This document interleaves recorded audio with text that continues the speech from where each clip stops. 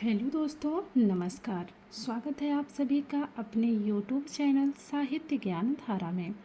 आशा करती हूँ आप सभी लोग स्वस्थ होंगे एवं अपनी तैयारी में लगे होंगे। तो जैसा कि घटना चक्र से हम लोग जो है इस टाइम भाषा विज्ञान पढ़ रहे हैं।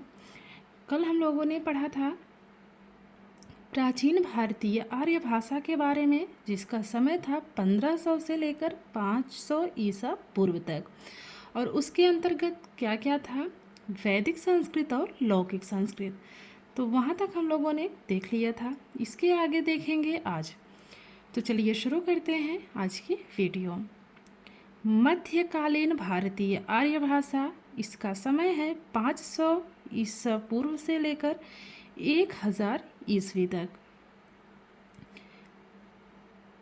मध्यकालीन भारतीय आर्य भाषा काल के लिए प्राकृत शब्द का प्रयोग मिलता है, जिसके 3 स्तर हैं। तो यहाँ से प्रश्न बन सकता है, कैसे बनेगा कि मध्यकालीन भारतीय आर्य भाषा काल के लिए किस शब्द का प्रयोग मिलता है। तो वहाँ पे 4 विकल्प दे देगा, पाली, प्राकृत, अपभ्रंश, संस्कृत, ऐसे ही। तो इसमें हमारा जो है प्राकृत शब्द का प्रयोग मिलता है, ध्यान रखेंगे। और वो 3 स्तर कौन कौन से हैं? प्रथम प्राकृत, द्वितीय प्राकृत और तृतीय प्राकृत। प्रथम प्राकृत अर्थात पाली। पाली को क्या कहा गया? प्रथम प्राकृत कहा गया। और पाली का समय 500 ईसा पूर्व से लेकर 1 ईस्वी तक माना गया। द्वितीय प्राकृत की बात करें तो द्वितीय प्राकृत का क्या नाम था? प्राकृत। प्राकृत को द्वितीय प्राकृत कहा गया, जिसका समय 1 ईस्वी से लेकर 500 ईस्वी तक था। उसके बाद आता है तृतीय प्राकृत। तृतीय प्राकृत अर्थात अपभ्रंश, 500 ईस्वी से लेकर 1000 ईस्वी तक इसका समय माना गया। तो इस प्रकार क्या हुआ, 500 से लेकर 1000 ईस्वी, देखो इसमें डिवाइड हो गया 3 भागों में। तो प्रथम प्राकृत, द्वितीय प्राकृत, तृतीय प्राकृत। तो इसके नाम क्रमशः हम लोग क्या पढ़ते आए हैं? पाली, प्राकृत और अपभ्रंश, यही तो पढ़ते हैं ना।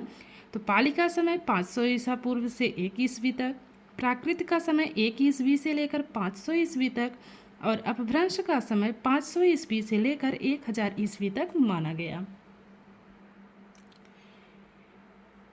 इस प्रकार मध्यकाल के अंत तक भाषिक विकास क्रम को इस प्रकार देखा जाना चाहिए। कैसे देखेंगे, ध्यान दीजिएगा। वैदिक संस्कृत, फिर लौकिक संस्कृत या इसी को संस्कृत कहा गया, फिर क्रम आता है पाली, प्राकृत, अपभ्रंश। तो ये सही क्रम है, वैदिक संस्कृत, लौकिक संस्कृत या संस्कृत, पाली, प्राकृत, अपभ्रंश। और इसका समय भी हम लोगों ने पढ़ लिया। अब देखेंगे पाली भाषा की विशेषताएं। सबसे पहले यहाँ पे क्या हम लोगों ने देखा था? पाली देखा था ना। तो यहाँ पे अब देखेंगे पाली भाषा की विशेषताएं। यह भारत की प्रथम देश भाषा थी। मोस्ट इम्पॉर्टेंट है, इस बात का विशेष ध्यान रखिएगा। इस बुक में बहुत अच्छे तरीके से भाषा विज्ञान दिया गया था, इसीलिए इससे हमने शुरू किया। तो चलिए आगे देखेंगे। दूसरी विशेषता इसकी, सर्वसम्मति के आधार पर इसका क्षेत्र मध्य देश था। तो भारत की प्रथम भाषा कौन थी? भारत की प्रथम देश भाषा कौन सी थी? तो वो थी पाली, अभी हम लोगों ने पढ़ा। फिर है सर्वसम्मति के आधार पर इसका क्षेत्र क्या माना जाता है? तो मध्य देश था। फिर है मोगलायन के अनुसार इसमें कुल 43 वर्ण थे, जिनमें 10 स्वर एवं 33 व्यंजन थे। वेरी मोस्ट इम्पॉर्टेंट सेशन चल रहा है, आप लोग प्लीज़ इसको जरूर देखिएगा पूरा। तो प्रश्न ऐसे बनेगा कि मोगलायन के अनुसार पाली में कुल कितने वर्ण थे, और उसमें वर्णों में उन वर्णों में कितने स्वर एवं कितने व्यंजन थे। तो मोगलायन के अनुसार पाली में कुल 43 वर्ण थे, जिनमें 10 स्वर एवं 33 व्यंजन थे। आगे है कच्चायन के अनुसार कुल वर्ण 41 थे, जिनमें 8 स्वर एवं 33 व्यंजन थे। तो मोगलायन और कच्चायन दोनों ने क्या माना है? 33 व्यंजन माने हैं। तो व्यंजन की संख्या तो सेम है, लेकिन मोगलान ने 10 माने हैं ना, और उसके बाद कच्चायन ने उसमें 8 कर दिए।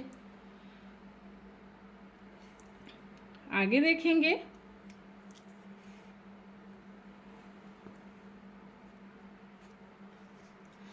अधिकांशतः बौद्ध साहित्य पाली भाषा में लिखे गए थे। प्रश्न ऐसे बनेगा कि अधिकांशतः बौद्ध साहित्य किस भाषा में लिखे गए थे, पाली, प्राकृत, अपभ्रंश या फिर संस्कृत। तो उसमें हमारा हो जाएगा पाली भाषा। फिर है अट्टकथा विशुद्धिमग्ग अर्थात बुद्ध घोष द्वारा दोनों रचित तथा त्रिपिटक इत्यादि इसी भाषा के ग्रंथ हैं। तो अट्टकथा विशुद्धिमग्ग, इन दोनों रचनाओं के रचनाकार कौन थे? तो बुद्ध घोष थे। यहाँ पे लिखा गया है ना, बुद्ध घोष द्वारा दोनों रचित। तो ये दोनों रचनाएं जो है बुद्ध घोष की थी, और इनकी भाषा क्या थी? तो पाली भाषा थी। तथा त्रिपिटक इत्यादि इसी भाषा के ग्रंथ हैं। किस भाषा के? पाली भाषा के ना। आगे है, विद्वानों के अनुसार पाल शब्द का भाषा के अर्थ में सर्वप्रथम प्रयोग बुद्ध घोष ने किया था। मोस्ट इम्पॉर्टेंट है, इसमें जितने भी टॉपिक चलेंगे सब मोस्ट इम्पॉर्टेंट ही रहेंगे। कम से कम में इसमें दिया गया है ज़्यादा से ज़्यादा जानकारी, तो इसलिए आप लोग वीडियो को ज़रूर पूरा देखिएगा। और ये न्यू संस्करण है 2025 का, तो इसमें जो कुछ भी अन्य पुस्तकों में त्रुटि रही होगी उसको भी इसमें ज़रूर ऐड किया गया है। आगे है, पाली शब्द की व्युत्पत्ति पल्ली अर्थात एक गांव विशेष का नाम है पल्ली।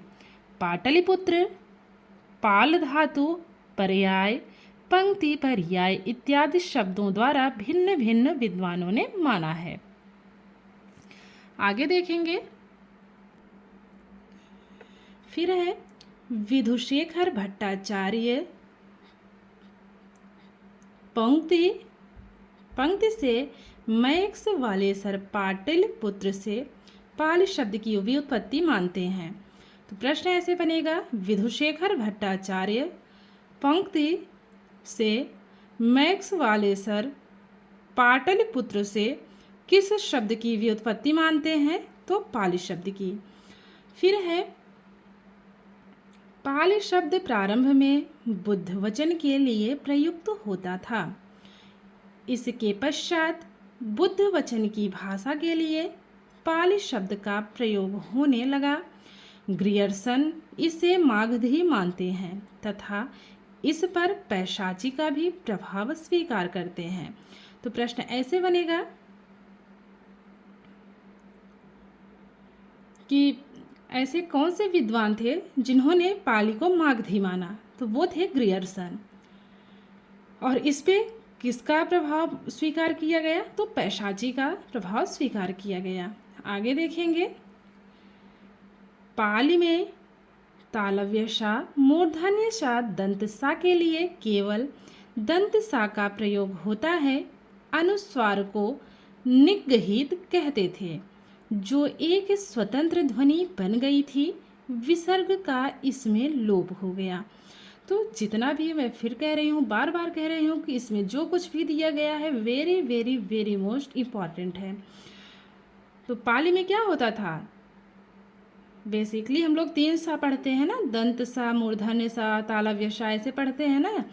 तो लेकिन इन तीनों की जगह पे क्या उसमें प्रयुक्त होता था? केवल दंत सा का प्रयोग होता था। किसमें? पाली में।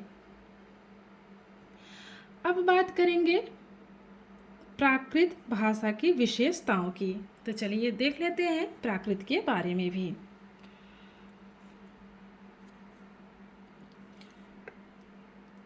यह भारत की प्राचीनतम जनभाषा रही है।